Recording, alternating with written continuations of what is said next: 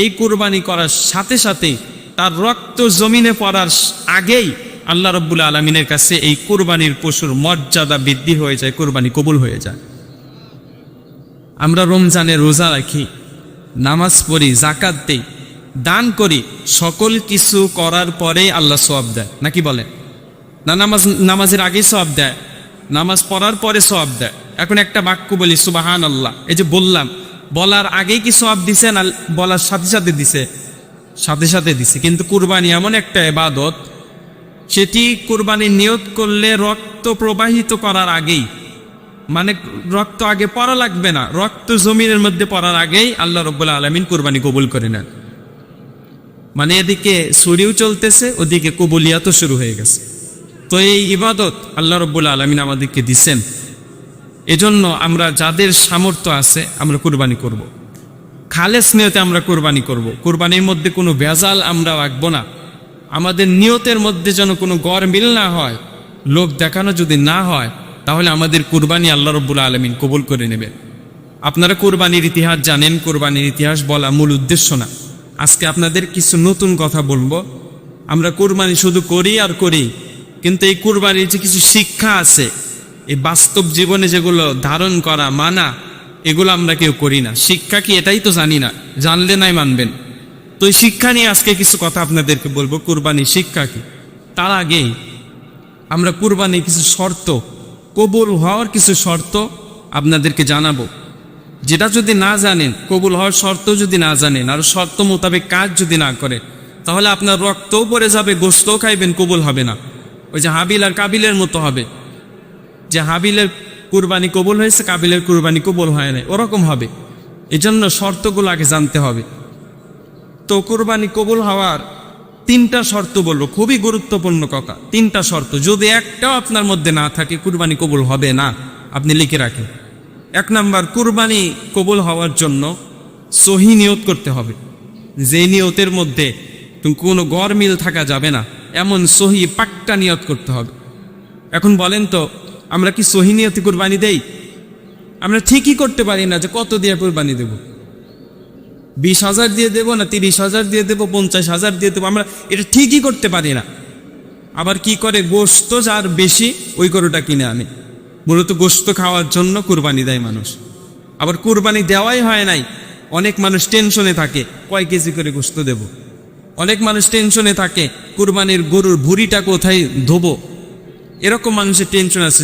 জবাই করা হয় নাই, কবুল হয়েছে কিনা জানে না, কিন্তু খুশি, লোক দেখানো ইবাদত, খুশি। এজন্য সাইয়েদেনা ওমর ফারুক রাদিয়াল্লাহু তাআলা আনহু, ঈদুল ফিতরের কথা মনে পড়ে গেল, যে সবাই আনন্দ করে, হযরত ওমর ফারুকের মধ্যে কোনো আনন্দ নাই, ঘরের এক কোনায় বসে কাঁদতেছে। তো আল্লাহর রাসূল সাল্লাল্লাহু আলাইহি সাল্লাম তো এই সময় নাই।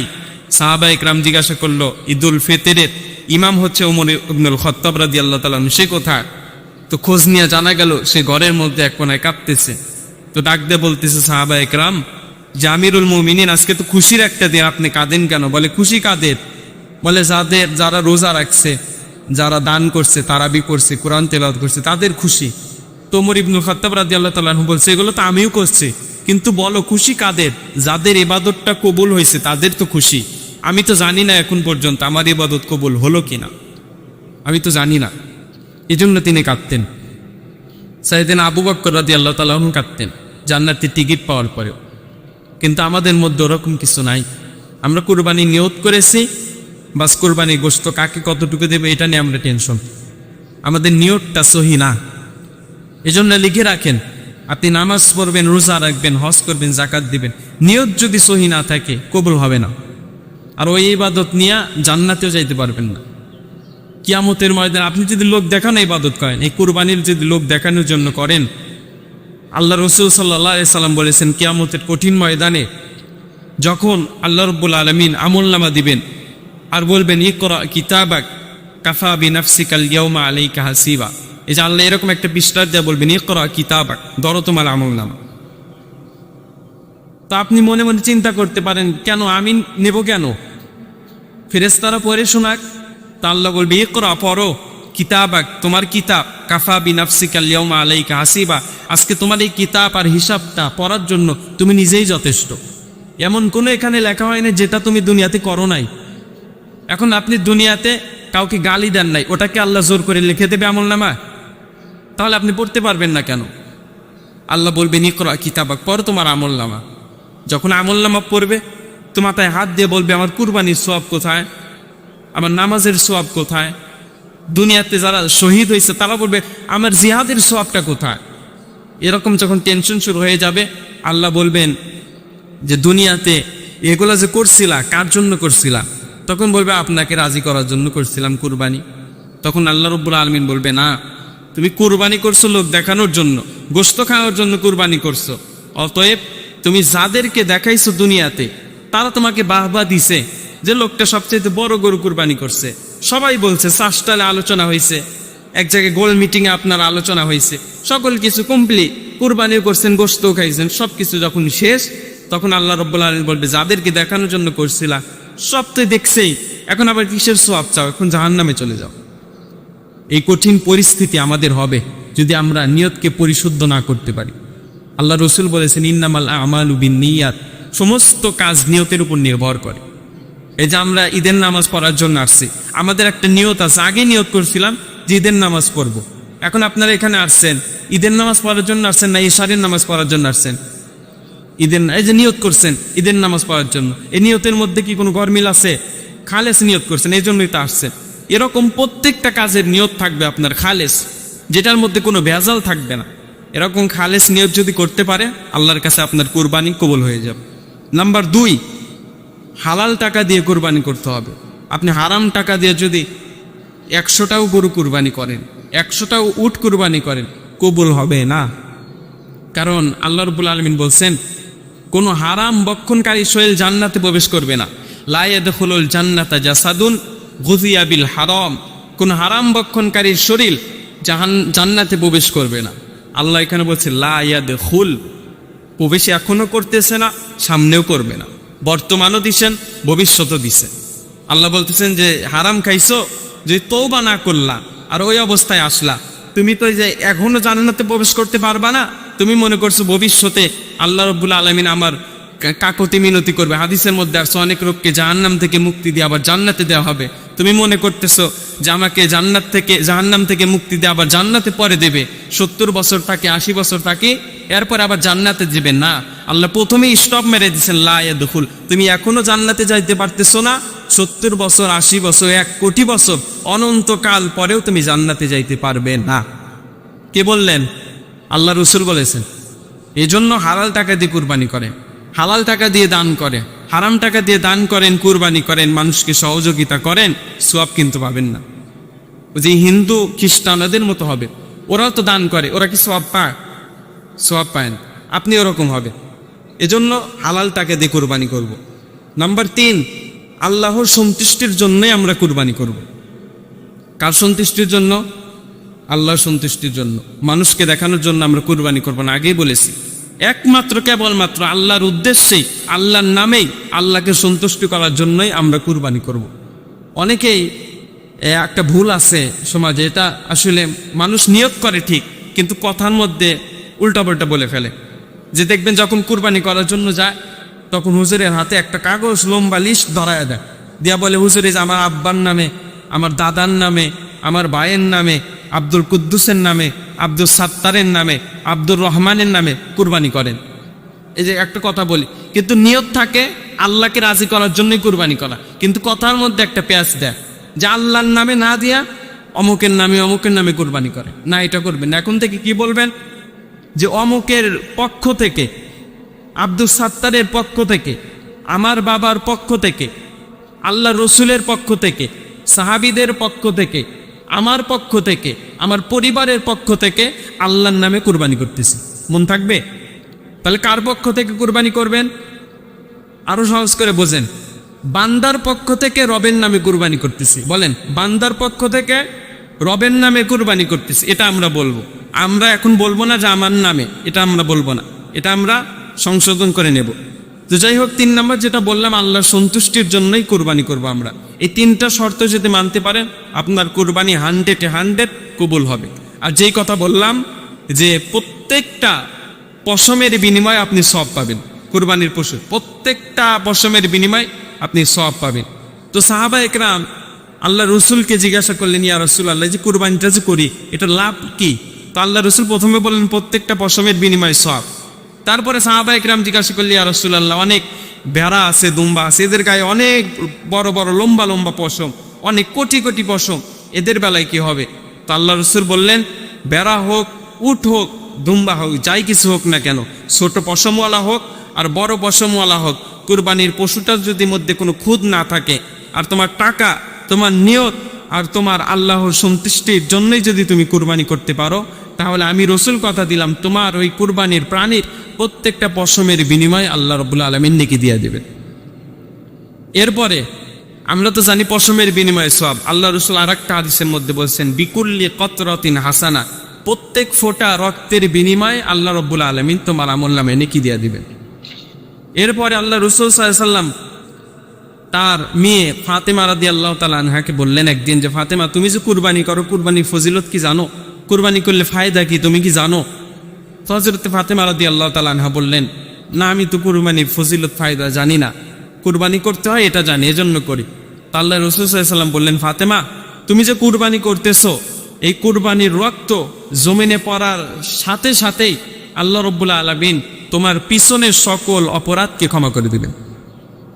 এজন্য আমরা খালেস নিয়তে কুরবানি করবে, যে কুরবানির শর্ত দিলাম 3টা, এটা মানতে পারলে আপনি সওয়াব পাবেন। এবার আসেন যে কথাটা বলতেছিলাম, যে কুরবানির শিক্ষাটা কি। আমরা কুরবানি করি, কিন্তু কুরবানির শিক্ষাটা আসলে না জানার কারণে আমাদের বারবার ভুল হয়। কুরবানির শিক্ষা আমরা বলবো আজকে 7টা কুরবানির শিক্ষা আপনাদেরকে বলবো। নাম্বার 1, কুরবানি আমাদের শর্তহীন আল্লাহর আনুগত্য শিক্ষা দেন। কি বললাম? কুরবানি আমাদের শর্তহীন আল্লাহর আনুগত্য শিক্ষা দেয়। এখন বলেন, এই যে আমরা কুরবানি করি, এখন আমাদেরকে যদি বলা হয় যে ফিলিস্তিনের মুসলমানরা অসহায়, তাদের জন্য কিছু দান করে, আমরা বলি কেন দান করব? এই যে কেন শব্দটা বলা যাবে না, কারণ শর্তহীন আল্লাহর রাস্তায় ব্যয় করতে হবে। এটা কুরবানি আমাদের শেখায়। আমরা 50 বছর 80 বছর ধরে কুরবানি করি, এখন আমরা শর্ত দেওয়া বন্ধ করতে পারি না। সাইয়েদনা আবু বকর সিদ্দিক রাদিয়াল্লাহু তাআলা আনহু শর্তহীন আল্লাহ রসুলের কথা মেনেছিলেন। যখন আল্লাহ রসুল মেরাজ থেকে আসলেন, তো আবু জেহেল বলল, ভাতিজা, আজকে কি নতুন কোনো সংবাদ আছে নাকি? তো আল্লাহ রসুল বললেন, আমি গত রাত্রে এই মক্কা থেকে বাইতুল মুকাদ্দাস গিয়েছিলাম, ওখান থেকে প্রথম আসমান, দ্বিতীয় আসমান, তৃতীয় আসমান, চতুর্থ আসমান, ষষ্ঠ আসমান, সপ্তম আসমান ভেদ করে, সিদরাতুল মুনতাহা ভেদ করে স্বয়ং আল্লাহর দরবারে গিয়ে তার সাথে কথা বলে কিছু হাদিয়া নিয়ে আবার ওই রাত্রেই ফেরত আসছে। এটা হচ্ছে আমার গতকালের ঘটনা, গতকালের খবর। তো আবু জেহেল আল্লাহ রসুলকে বললেন যে, মুহাম্মদ, তুমি তো শুনছিলাম মিথ্যা কথা বলো না, তুমি তো শুনছিলাম পাক পবিত্র, তুমি আবার গাঁজা টাজা খাইছো নাকি? নাউজুবিল্লাহ বলেন। এরকম একটা কথা বলছে টিস্কারিমূলক। আবু জেহেল একটা সুযোগ পাওয়া গেছে যে মুহাম্মদ সাল্লাল্লাহু আলাইহি ওয়াসাল্লামকে মিথ্যাবাদী সাব্যস্ত করা, নাউজুবিল্লাহ। তো আবু জেহেল মক্কার অলিতে গলিতে ঘুরতেছে আর বলতেছে যে, তোমরা কি শুনছো নাকি যে গতকাল নাকি মুহাম্মদ সাল্লাল্লাহু আলাইহি সাল্লাম এরকম ভাবে, যেটা হাজার হাজার বছরের রাস্তা, ওই রাস্তায় এক রাত্রেই ভেদ করে আসছে। তো সাইয়েদনা আবু বকর সিদ্দিকের ঘরের মধ্যে নক করলো, আবু বকর বাড়িতে আসো নাকি? তা আবু বকর সিদ্দিক রাদিয়াল্লাহু তাআলা বললেন, হ্যাঁ আসি। তো ঘর খুলে দিছে, বলে, গত রাতের ঘটনা কি শুনছো? তা আবু বকর সিদ্দিক বলে, না, কি ঘটনা? শুনি নাই। বলে, মুহাম্মদ সাল্লাল্লাহু আলাইহি সাল্লাম নাকি এই কথা বলেছে যে তিনি গতকাল এই 7 আসমান ভেদ করে, বাইতুল মুকাদ্দাস ভেদ করে, যেটা হাজার হাজার বছরের রাস্তা, ওই রাস্তা ভেদ করে সাইয়েদনা মুহাম্মদ সাল্লাল্লাহু আলাইহি সাল্লাম আল্লাহর সাথে সাক্ষাৎ করে, মেরাজ করে, হাদিয়া কিছু নিয়ে আবার ওই রাত্রে ফেরত আসছে। এটা কি তুমি বিশ্বাস করো? তখন সাইয়েদনা আবু বকর সিদ্দিক রাদিয়াল্লাহু তাআলা বললেন, তুমি যে এই কথাটা বললা, কার কাছে শুনেছো? বলে, তোমাদের নবী মুহাম্মদ সাল্লাল্লাহু আলাইহি সাল্লাম বলেছে। সাইয়েদনা আবু বকর রাদিয়াল্লাহু তাআলা বললেন, আমার নবী যদি বলে থাকে তাহলে এই কথার মধ্যে কোনো সন্দেহ নাই, 100% সত্যি। এই যে আবু বকর সিদ্দিক কোনো শর্ত দেন নাই যে কিভাবে গেল, কেমনে গেল, এই কথা বলেন নাই, শর্তহীন মেনে নিছেন, শর্তহীন মেনে নিছেন। এটাই হচ্ছে কুরবানি আমাদের এটাই শিক্ষা দেয়, যে শর্তহীন আল্লাহর আনুগত্য কুরবানি আমাদের শিক্ষা দেয়। এজন্য আমরা শর্তহীন, আল্লাহ যখন যেটা অর্ডার করছেন ওটাই মানব। এখন আল্লাহ নামাজের অর্ডার করলেন, আপনি যদি বলেন কেন নামাজ করব, এই যে শর্ত দিলেন, কুরবানি আপনার শিক্ষাটা এটা আপনার মধ্যে নাই, আপনি ধারণ করতে পারলেন না, কারণ কুরবানি আমাদের এটাই শিক্ষা দেয় যে শর্তহীন আল্লাহর রাস্তায় আল্লাহর পথে আনুগত্য শিক্ষা আমাদের কুরবানি দেয়। সাইয়েদনা ইব্রাহিম আলাইহিস সালামকে যখন স্বপ্নের মধ্যে দেখানো হলো, নিজে দেখলেন যে আমার সন্তানকে আমি কুরবানি করতেছি, আনতাযবাহুকা, আমার সন্তানকে আমি কুরবানি করতেছি। যখন ইব্রাহিম আলাইহিস সালাম দেখলেন, নবীদের স্বপ্ন কিন্তু স্বপ্ন না, এটা হচ্ছে ওহী। স্বপ্নের মাধ্যমে আল্লাহ রাব্বুল আলামিন অর্ডার করে 3 দিন দেখলেন। দেখার পরে সাইয়েদনা ইব্রাহিম আলাইহিস সালাম কোনো শর্ত দিলেন না, সরাসরি সন্তানের কাছে চলে গেলেন। যাওয়ার পরে বললেন যে আমার সন্তান, আল্লাহ তো আমাকে এরকম দেখাইছে যে আমি তোমাকে কুরবানি করতেছি। তখন তার সন্তান বলল, আল্লাহ আপনাকে যা দেখাইছে আপনি তাই করেন। ক্বালা ইয়া আবাতি ফাল মা তুমাত সাতাজিদুনি ইনশাআল্লাহু মিনাস সাবিরিন। আল্লাহ আপনাকে যা অর্ডার করছে তাই করেন, আপনি আমাকে ধৈর্যশীলদের কাতারের মধ্যে পাবেন। এই যে ইব্রাহিম আলাইহিস সালাম তার সন্তান ইসমাইলকে কুরবানির জন্য নিয়ে যাচ্ছেন, কুরবানি করার উদ্দেশ্যে গেলেন, ছুরি চালাইলেন। ইব্রাহিম আলাইহিস সালাম কি বলছিল আল্লাহর কাছে যে আল্লাহ এটা কেন করব, কেন আমার সন্তানকে কুরবানি করব? 10-5 বছর পরে যদি কারো সন্তান হয় কতটুকু মহাব্বতের হয়। আর 86 বয়সে বৃদ্ধ বয়সে আল্লাহ একটা সন্তান দিলেন। সেই সন্তান কি কিতাবের মধ্যে আসছে? সন্তান যখন হয়েছে আল্লাহ বলছে, ইব্রাহিম ছুঁইতে পারবা না, ধরতে পারবা না, তোমার সন্তানের সাথে কথা বলতে পারবা না, তোমার সন্তানকে তাড়াতাড়ি করে মরুভূমির মধ্যে রেখে আসো, নির্জন স্থানের মধ্যে রেখে আসো। ইব্রাহিম আলাইহিস সালাম কি বলছিলেন? 86 বছর বয়সে সন্তান দিলেন, এগুলো কেন করব? একটা শর্ত দিছিলেন? কোনো শর্ত দেন নাই। যখন আল্লাহ আদেশ করেছেন সাথে সাথে মেনেছেন। ক্বালু সামি'না ওয়া আতা'না, এজন্য আল্লাহ বলছেন যে শোনার সাথে সাথে মানা। এটা আমাদের কুরবানি শিক্ষা দেয়, 1 নম্বর শিক্ষা। 2 নম্বর, কুরবানি আমাদের আল্লাহর রাস্তায় প্রিয় জিনিসকে উৎসর্গ করা শিক্ষা দেয়। প্রিয় জিনিস উৎসর্গ করা শিক্ষা দেয় কুরবানি। এই যে প্রতি বছর আমরা আমাদের প্রিয় জিনিস, টাকা সম্পদ, এটা আমাদের কাছে প্রিয়ই। তা না হলে আমরা দিন রাত 24 ঘন্টা সম্পদের পিছনে ছুটতে পারতাম না। এটা আমাদের প্রিয়, এটা আপনি মানেন আর না মানেন, এই টাকা পয়সা আমাদের প্রিয়। তা আল্লাহর পথে যখন প্রতি বছর এই লাখ লাখ টাকা দিয়ে কুরবানি করেন, এই যে নিঃস্বার্থভাবে এই কুরবানি যে আপনি করেন, সম্পদের কুরবানি, তো এই কুরবানি আমাদের প্রিয় জিনিস কুরবানি করে, এটা আমাদের শিক্ষা দেয়। ইব্রাহিম আলাইহিস সালামের প্রিয় জিনিস কি ছিল? আরো জোরে বলেন। তার কাছে কি তার টাকা প্রিয় ছিল? তার সন্তান প্রিয় ছিল। কারণ একটা মানুষের যখন এত বছর পরে সন্তান হয়, সন্তানই প্রিয়। তা আল্লাহ যখন বললেন প্রিয় জিনিস কুরবানি করো, তখন ইব্রাহিম আলাইহিস সালাম প্রিয় জিনিস কুরবানি করলেন। কুরবানি আমাদের এটাই শিক্ষা দেয় যে প্রিয় জিনিস আল্লাহর পথে কুরবানি করা, এটা আমাদের কুরবানি শিক্ষা দেয়। এখন অন্য সময় যদি কেউ এসে বলে যে ভাই অমুক জন বিপদে আছে, অমুক জন অভাবে আছে, এই ইসলামের জন্য কিছু টাকা দিতে হবে, কিছু পয়সা দিতে হবে, এই মাদ্রাসার জন্য কিছু দিতে হবে, মসজিদের জন্য কিছু দিতে হবে, তখন যদি আপনি কিছু না দেন তাহলে বোঝা গেল আপনার মধ্যে কুরবানি শিক্ষাটা নাই, আপনি শিক্ষাটা নিতে পারলেন না। এজন্য আমরা নিয়ত করব আগামী থেকে যে কুরবানি যে আমরা করলাম এটা আমাদের কি শিক্ষা দিল। 1 নম্বর শিক্ষা দিল যে আল্লাহর আনুগত্য নিঃস্বার্থভাবে করা, এটা আমাদের শিক্ষা দেয়। নাম্বার 2, প্রিয় জিনিস আল্লাহর রাস্তায় দেওয়া, এটা কুরবানি আমাদের শিক্ষা দেয়। আমাদের প্রিয় জিনিস আর একটা, সেটা হচ্ছে জান। আল্লাহ জান এবং মাল দেওয়ার কথা বলছেন। তো এই জান এবং মাল আল্লাহর রাস্তায় যদি কোনো দিন দেওয়ার সময় আসে, যদি কোনো দিন এমন হয় যে জিহাদে যাইতে হবে, জান দেওয়া, মাল দেওয়া লাগবে, নিজের জান দিতে হবে, রক্ত ঝরাইতে হবে, পারবেন ইনশাআল্লাহ? ইনশাআল্লাহ। যদি কোনোদিন সময় আসে আমরা আমাদের জানকেও আল্লাহর রাস্তায় কুরবানি করে দেব, এটা কুরবানি আমাদের শিক্ষা দেয়। নাম্বার 3, কুরবানি আমাদের ইমানের পরীক্ষায় দৃঢ়তা শিক্ষা দেয়। ইমানের পরীক্ষায় দৃঢ়তা শিক্ষা দেয় কুরবানি আমাদের, অবিচল থাকা, অটল থাকা শিক্ষা দেয়। ইব্রাহিম আলাইহিস সালামের উপর যখন এই হুকুমটা আসলো, এটা কিন্তু ইব্রাহিম আলাইহিস সালামের পরীক্ষা। অনেক পরীক্ষা ইব্রাহিম আলাইহিস সালাম জীবনে দিচ্ছেন, তার মধ্যে এটা সবচেয়ে বড় পরীক্ষা, কঠিন পরীক্ষা। ইব্রাহিম আলাইহিস সালাম তার আগে আর একটা পরীক্ষা দিচ্ছেন, আগুনের পরীক্ষা দেন নাই। এটা কি সহজ পরীক্ষা মনে করছেন? আগুনের মধ্যে নিজের বাবা ওই রশিটা ধরে ইব্রাহিম আলাইহিস সালামকে আগুনের মধ্যে নিক্ষেপ করছে, এটা কি কম কষ্ট মনে করছেন? শুধুমাত্র ইমানের পথে থাকার কারণে। এই ইমানের পরীক্ষা ইব্রাহিম আলাইহিস সালাম দৃঢ়তার সহিত দিচ্ছেন। জীবনে যত পরীক্ষা আসছে ইব্রাহিম আলাইহিস সালাম প্রত্যেকটা পরীক্ষা কোনো প্রশ্ন ছাড়া নিঃস্বার্থভাবে কেবলমাত্র আল্লাহকে রাজি এবং খুশি করার জন্য দিচ্ছেন। সন্তানকে কুরবানি করা, এটাও আল্লাহকে রাজি এবং খুশি করার জন্য ইব্রাহিম আলাইহিস সালাম দিচ্ছেন। 4 নম্বর যেটা, কুরবানি আমাদেরকে শয়তানকে পরাজিত করা শিক্ষা দেয়। ইব্রাহিম আলাইহিস সালাম ইসমাইল আলাইহিস সালামকে নিয়ে যখন মিনায় যাইতেছেন, তখন শয়তান ইব্রাহিম আলাইহিস সালামকে প্রথমে ধোঁকা দিছেন। ধোকা দিয়ে বলতেছেন, ইব্রাহিম এত বছর পরে সন্তান পাইছো, তোমার রবকে একটু বলো না যেন এটা আল্লাহ রাব্বুল আলামিন এটা পরিবর্তন করে অন্য কিছু কুরবানির আদেশ দেয়। তো ইব্রাহিম আলাইহিস সালাম তখন ওই শয়তানকে পাথর মারছিলেন। এরপরে ইব্রাহিম আলাইহিস সালামকে ধোকা দিয়ে যখন কাজ হলো না, ইসমাইলকে ধোকা দিল। ধোকা দিয়ে বলতে, ইসমাইল তুমি কি জানো তোমাকে এত সুন্দর পোশাক পরিয়ে কোথায় নিয়ে যাচ্ছে? ইসমাইল আলাইহিস সালাম বলতেছে যে আমি তো জানি না। তখন এই শয়তান বলতেছে যে তোমাকে কুরবানি করার জন্য নিয়ে যাচ্ছে।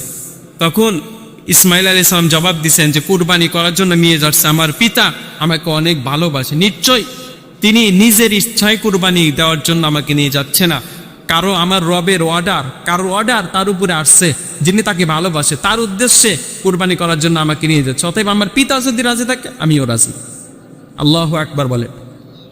যখন ইসমাইল ইব্রাহিম দুইজনকে ধোকা দিয়ে যখন কাজ হলো না, তৃতীয় নম্বরে হাজরা তাকে ধোকা দিলেন। ধোকা দিয়ে বলতেছেন তোমার সন্তানকে পাঠাচ্ছ সাজুগুজু করে, সুন্দর পোশাক পরিয়ে, আতর লাগায়া, জানো কি কোথায় নিয়ে যাচ্ছে? কুরবানি দেওয়ার জন্য নিয়ে যাচ্ছে। তখন আম্মাজান হাজরা আলাইহিস সালাম তখন ইব্রাহিম আলাইহিস সালামকে বললেন, আচ্ছা বলেন তো এই যে কুরবানি দেওয়ার জন্য নিয়ে যাচ্ছে, এটা কি আপনার ইচ্ছায় না আল্লাহর ইচ্ছা? তখন ইব্রাহিম আলাইহিস সালাম বলল, আমার ইচ্ছা না, এটা হচ্ছে আল্লাহর ইচ্ছা। অতএব তিনি বললেন যদি আল্লাহর ইচ্ছা এটা হয় আর আমার সন্তান যদি রাজি থাকে, আমি হাজরাও রাজি। তাহলে দেখেন কুরবানি আমাদের ইমানের পরীক্ষায় দৃঢ়তা শিক্ষা দেয়। ইমানের পরীক্ষা আপনার উপরে আসবেই, কিন্তু ওই সময় মনে করবেন কুরবানি শিক্ষাই এটা যে আমাকে জেলে যাইতেই হবে, আমাকে শহীদ হতেই হবে, আমাকে মানুষের গালাগালি শুনতেই হবে, আমাকে কেউ ভালো চোখে দেখবে না। আপনি যদি ইমানের পথে থাকেন, অবিচল থাকেন, আপনাকে কেউ ভালো চোখে দেখবে না। ঠিক ওই সময় মনে করবেন যে কুরবানি শিক্ষাই হচ্ছে এটা। ইব্রাহিম আলাইহিস সালামের উপরে এরকম পরীক্ষা আসছিল, তিনি হতাশ হন নাই। তো 4 নাম্বার যেটা শয়তানকে পরাজিত করা শিক্ষা দেয়, শয়তানকে কিন্তু পরাজিত করে দিছে ইব্রাহিম, ইসমাইল এবং তার স্ত্রী। 5 নাম্বার যেটা কুরবানি আমাদেরকে তাকওয়া শেখায়। তাকওয়া ছাড়া যে কোনো ইবাদত কবুল হয় না আল্লাহর কাছে, এটাই যে আয়াত থেকেই বোঝা যায়। যে আয়াত তেলাওয়াত করছিলাম প্রথমেই, ওই আয়াতের মধ্যে আল্লাহ বলছে লা ইয়ানালাল্লাহু লুহুমুহা ওয়ালা দিমাউহা ওয়ালাকিন ইয়ানালুহুত তাকওয়া মিনকুম। আল্লাহ বলছে লা ইয়ানালাল্লাহু লুহুমুহা, তোমাদের এই যে লাহমুন, মূল শব্দ লাহমুন, লাহমুন থেকে লুহুমুহা আসছে। আল্লাহ রাব্বুল আলামিন বলতেছেন তোমাদের এই যে কুরবানির পশুর গোশত, এটা আমি আল্লাহর কাছে পৌঁছে না। ওয়ালা দিমাউহা, এবং কুরবানির রক্ত আমি আল্লাহর কাছে পৌঁছে না। ওয়ালাকিন ইয়ানালুহুত তাকওয়া মিনকুম, কেবলমাত্র শুধুমাত্র তোমার হৃদয়ের তাকওয়াটা আমি রবের কাছে পৌঁছে যায়। সুবহানাল্লাহ। তাহলে কি বুঝলাম? আল্লাহ গোশতও চান না, রক্তও চান না, আল্লাহ শুধু চান তাকওয়া। আল্লাহ আমাদের গোশত ফ্রি করে দিচ্ছেন, হাদিয়া হিসাবে পাঠায়া দিচ্ছেন। আল্লাহ শুধু বলেন যে বান্দা তোমার তাকওয়া যদি ঠিক থাকে তোমার কুরবানি কবুল করে নেব। এই জন্য আমাদের তাকওয়াকে খালেস করা দরকার। কুরবানি যারা করব, তাকওয়া আমরা মেনটেন করে চলব। শুধুমাত্র যেন এই পশুর গলায় ছুরি চালানো এটা যেন না হয়। আজকে যেন আমাদের এই অহংকার, দাম্ভিকতা, আমাদের লোভ লালসার উপরেও যেন ছুরি চলে, এটা আমরা মেনটেন করে চলবো। আজকে যেন শুধু পশুর উপরে কুরবানি না হয়, আজকে আমার নফসের উপরে যেন কুরবানি হয়, এটা আমরা নিয়ত করব। এই যে জিলহজ মাসের 10টা দিন গেল, অনেক মানুষ অনেক ইবাদত বন্দেগী করেছেন, রোজা রেখেছেন, এমন যেন গুনাহ থেকে বেঁচেছেন। তাকওয়ার একটা নাম্বার শর্ত হচ্ছে গুনাহ থেকে বাঁচা। অনেক মানুষ 10টা দিন কোনো গুনাহ করেন নাই, রোজা রাখছেন, হজ নামাজ পড়ছেন, অনেকে হজে গেছেন, তার ইবাদত বন্দেগী করতেছেন, এমন যেন হয় যেন আগামী কুরবানি আসার আগ পর্যন্ত আমার দ্বারা কোনো গুনাহ যেন না। এটাকে আমরা করতে পারবো ইনশাআল্লাহ। তাহলেই কুরবানির শিক্ষা আপনার মধ্যে থাকবে। এরপরে 6 নাম্বার যেটা, কুরবানি আমাদের পরামর্শ ভিত্তিক কাজ করা শিক্ষা দেয়। এই যে ইব্রাহিম আলাইহিস সালামের উপর যখন অর্ডার আসলো, ইব্রাহিম আলাইহিস সালাম কি তিনি তার সন্তানকে কিছু না বলেই কুরবানির উদ্দেশ্যে নিয়ে গেছেন, না পরামর্শ করছেন? এই পরামর্শ এতই গুরুত্বপূর্ণ যে পরামর্শ নামে আল্লাহ কোরআনে সূরায় দিয়েছেন সূরা শূরা। শূরা শব্দ অর্থ হচ্ছে পরামর্শ। আপনি যদি কোনো পরামর্শ না করে কাজ করেন, আপনার কাজের মধ্যে লক্ষ্য ভুল হবে। আর আপনি যদি বারবার পরামর্শ করেন, ওই কাজের মধ্যে ভুল হওয়ার কোনো সম্ভাবনা নাই। যদি ভুল হয় আগের থেকে আপনাকে ধরায় দেবে যে ভাই এই কাজটা ভুল হইতেছে। এজন্য কুরবানি আমাদের 6 নাম্বার যেটা, পরামর্শ ভিত্তিক কাজ করা শিক্ষা দেয়। সর্বশেষ কুরবানি আমাদের সবর এবং ধৈর্যের শিক্ষা দেয়। এই যে কুরবানি করি, এত টাকা পয়সা দিয়ে কষ্ট করে উপার্জন করি, মন কিন্তু মানে না, এরপরে মনের উপরে পাথর মেরে সবর এবং ধৈর্য সহকারে আমরা কুরবানি করি। ইব্রাহিম আলাইহিস সালাম তাই করছিলেন। অত কিন্তু সোজা না, নিজের বুকের উপরে পাথর চাপিয়ে নিজের নফসকে নিয়ন্ত্রণ করে তার সন্তানকে কুরবানির জন্য রাজি হয়েছিলেন। এজন্য আমাদের এই সবর এবং ধৈর্যটা যেন আগামী কুরবানির আগ পর্যন্ত থাকে, আমরা যেন সহজে হতাশ না হই। আল্লাহ বলছেন যদি কিছু লাগে ধৈর্য হারা হব না। দুইটা মাধ্যমে আল্লাহর কাছে চাবো, ইয়া আইয়ুহাল্লাযীনা আমানুস্তাঈনু বিস-সাবরি ওয়াস-সালাহ ইন্নাল্লাহা মা'আস-সাবিরিন। হে ঈমানদার, তোমরা আমি রবের কাছে সবর এবং ধৈর্য, নামাজ এর মাধ্যমে আমার কাছে সাহায্য চাও। ইন্নাল্লাহা মা'আস-সাবিরিন, যারা ধৈর্য ধরবে আমি আল্লাহ তাদের সাথেই থাকবো। ইব্রাহিম আলাইহিস সালাম ধৈর্য ধরছিলেন, আল্লাহ কি করলো? আল্লাহ বলল ফাবাশশারনাহু বিগুলামিন হালিম কদ সাদ্দাকতা রুইয়া ইন্না কাযালিকা নাজিজুল মুহসিনিন। আল্লাহ ইব্রাহিম আলাইহিস সালামকে বললে আমি তোমাকে সুন্দর, তোমার চরিত্রবান সন্তানের সুসংবাদ দিচ্ছি, তোমার এই কুরবানিটা কবুল হয়ে গেছে। সদ্দাক্তার রুইয়া, তুমি যা দেখেছিলা তা বাস্তবায়ন করে ফেলেছো। এখন আমি আল্লাহর কাছে কিছু চাওয়া নাই, আমি আল্লাহ নিজেই জান্নাত থেকে একটা বকরি পাঠায়া জবাইয়ের মাধ্যমে স্বপ্নটাকে বাস্তবায়ন করাইয়া তোমার এই গোশতটাকে হাদিয়া স্বরূপ পাঠায়া দিলাম। তুমি নিজেও খাও, পরিবারদেরকেও খাও, গরিব দুঃখীদের মধ্যেও দান করে দাও। এটা সবচাইতে জ্বলন্ত প্রমাণ যে ইব্রাহিম আলাইহিস সালাম ধৈর্য ধরেছিল, আল্লাহ তার সাথে ছিলেন।